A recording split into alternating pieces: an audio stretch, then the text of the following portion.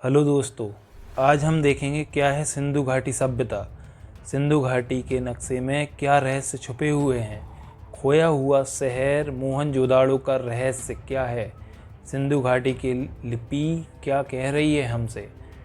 चलिए एक अनोखा सफ़र शुरू करते हैं एक ऐसे समय में जब मनुष्य की प्रकृति और उसके विचारधारा का उद्भव हुआ।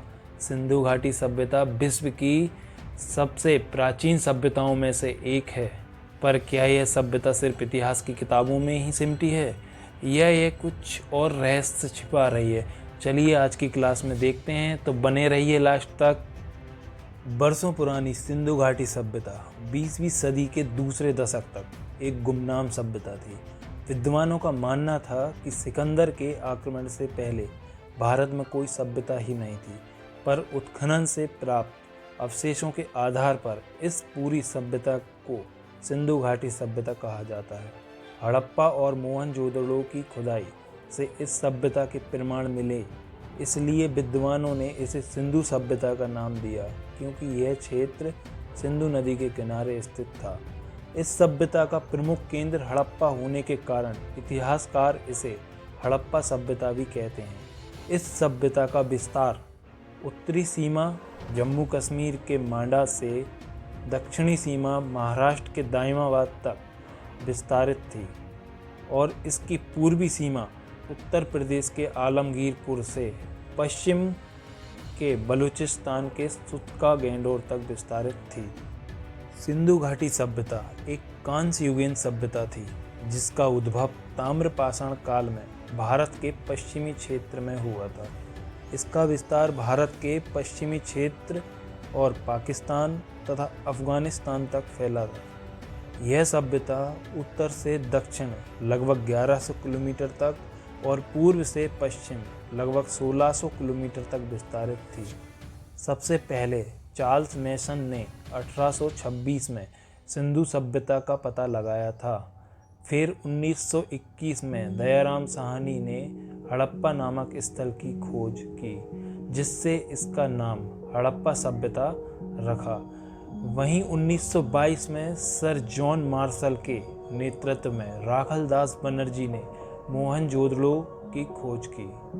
रेडियो कार्बन 14 जैसी नवीन विश्लेषण पद्धति के द्वारा हड़प्पा सभ्यता का काल 2500 ईसा पूर्व से 1750 ईसा पूर्व के मध्य माना जाता है, लेकिन कुछ नवीन शोध के अनुसार यह सभ्यता लगभग 8000 साल पुरानी है और यहाँ उत्खनन से मानव कंकाल भी मिले हैं। इस सभ्यता का परीक्षण करने से यह निर्धारित किया गया कि यहाँ 4 प्रजातियाँ निवास करती थीं: भूमध्य सागरीय, प्रोटो ऑस्ट्रेलॉयड, अल्पाइन और मंगोलॉयड निवास करते थे।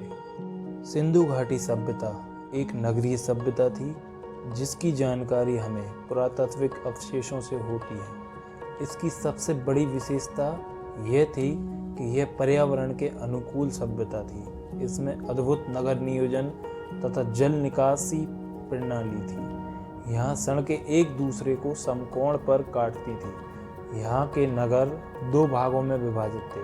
प्रथम भाग में शासक वर्ग निवास करते थे और दूसरे भाग में सामान्य नागरिक। यहाँ नालियाँ ढकी होती थी, जिससे घरों का गंदा पानी इन्हीं नालियों से होता हुआ नगर की मुख्य नली में गिरता था।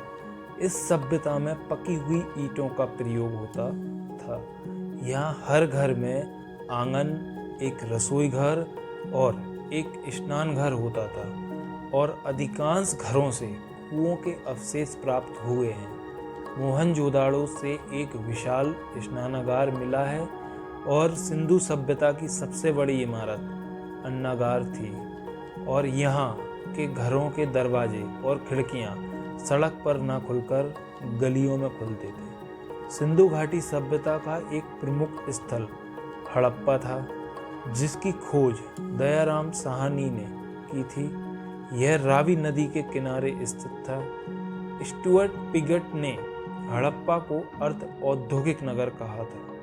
मोहनजोदड़ो एक ऐसा नगर जहां शासन व्यवस्था राजतंत्रात्मक न होकर गणतंत्रात्मक थी। इसकी खोज राखलदास बनर्जी ने 1922 में की थी। यह सिंधु नदी के किनारे स्थित है। लोथल एक ऐसा नगर था जहां बंदरगाह था। इस बात की ओर इशारा करता है कि यह नगर उस समय व्यापार की दृष्टि से एक प्रमुख केंद्र रहा होगा। इसकी खोज डॉक्टर एस.आर. राव ने की थी। यह नगर गुजरात के अहमदाबाद जिले में स्थित है।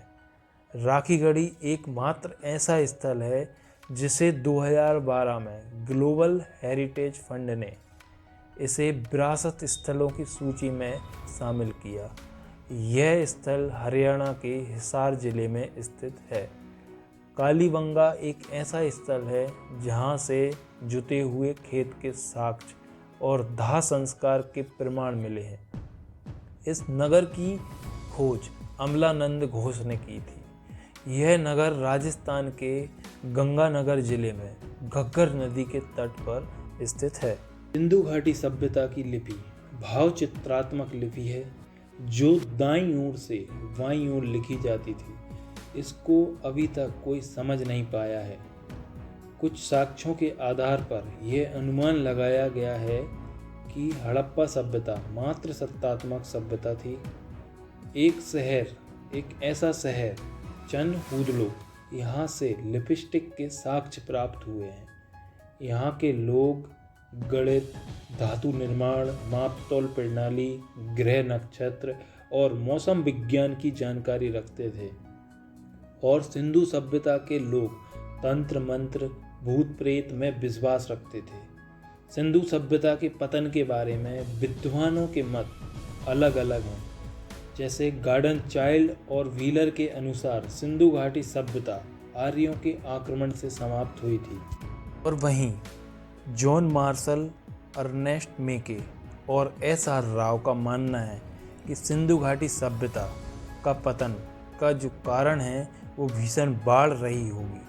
और कनेडी का मानना है कि कोई प्राकृतिक आपदा के कारण सिंधु घाटी सभ्यता समाप्त हो गई। सिंधु घाटी सभ्यता के बारे में बहुत सारे रहस्य हैं। चलिए आज हमने देखे हैं। आई होप आपको ये वीडियो अच्छा लगा होगा। अगर आपको ये वीडियो अच्छा लगा हो तो प्लीज़ ऐसे ही और वीडियो के लिए हमारे चैनल को लाइक, शेयर और सब्सक्राइब